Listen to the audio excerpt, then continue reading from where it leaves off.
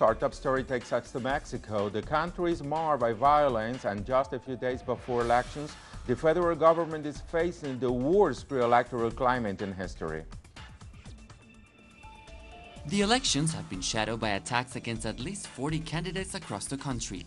At least 8 of them have been killed, including mayoral candidates in the embattled states of Michoacán and Guerrero. Miguel Angel Luna, a federal congressional candidate, is the latest victim of the violence against candidates in Mexico.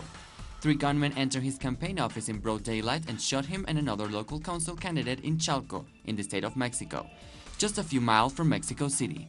Luna was rushed to hospital where he died. His party, the PRD, has condemned the crime. The demand that the local and federal authorities guarantee the elections in a state of calm, which implies that the National Electoral Institute, in its role, takes the proper provisions along with the federal and state governments to ensure calm, which we hope becomes a reality so that the people can go out and vote. At least 4 states in Mexico reported pre-electoral violence. In Oaxaca, protest and unrest entered its second day as protesters in the southern Guerrero state burned ballots and other electoral materials. Families of the 43 forcibly disappeared Ayotzinapa students recently vowed to boycott this Sunday's elections. In Oaxaca, teachers continue their actions against June 7th midterm elections.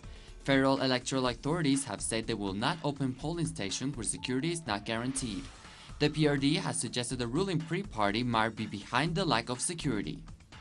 The only ones who benefit from a no vote is the Institutional Revolutionary Party.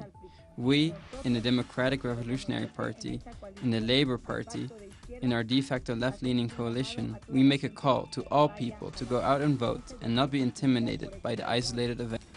Despite that, according to polls, President Enrique Peña Nieto's PRI party is ahead of voter preference with 32%, his administration faces a tough challenge this Sunday.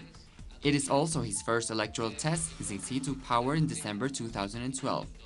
Peña Nieto has faced corruption scandals, including the fact that he lied about his assets and the revelation that he owned various properties given to him by companies that were benefited by government contracts.